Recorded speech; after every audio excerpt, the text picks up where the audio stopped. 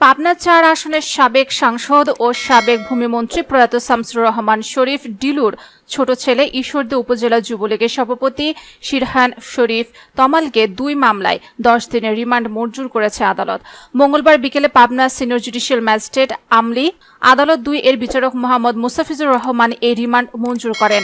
গুলি ও বিস্ফোরক দ্রব্য এবং অস্ত্র আইনের ২ মামলায় জিজ্ঞাসাবাদের জন্য তমালের রিমান্ড আবেদন করে পুলিশ। মামলা দুইটির তদন্ত কর্মকর্তা ঈশ্বরদী থানার পরিদর্শক মনিরুল ইসলাম ও উপপরিদর্শক নয়ন কুমার সাহা বিষয়টি নিশ্চিত করেছেন। এর আগে বৃহস্পতিবার রাত ২টার দিকে ঈশ্বরদীর আলোবাগ মোড়ে এক বাসা থেকে তমালকে গ্রেফতার করে। এ সময় তমালের কাছ থেকে একটি বিদেশি পিস্তল, ৪ রাউন্ড গুলি ভর্তি একটি ম্যাগাজিন এবং একটি প্রাইভেট কার জব্দ করা হয়।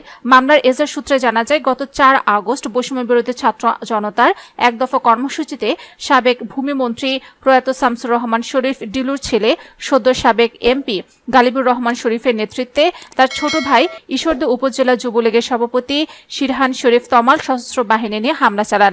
তারা গুলি করে ৪ জনকে আহত করে এবং ভাঙচুর লুটপাট করেন।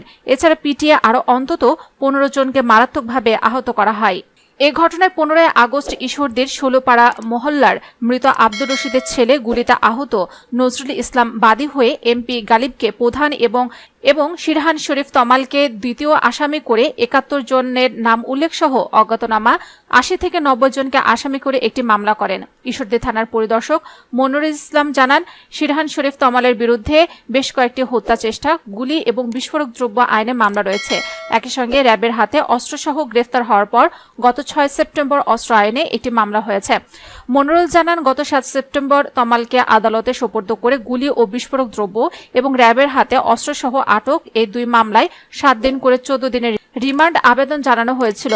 আদালত সেখানে ৫ দিন করে মোট ১০ দিনের রিমান্ড মঞ্জুর করেছেন।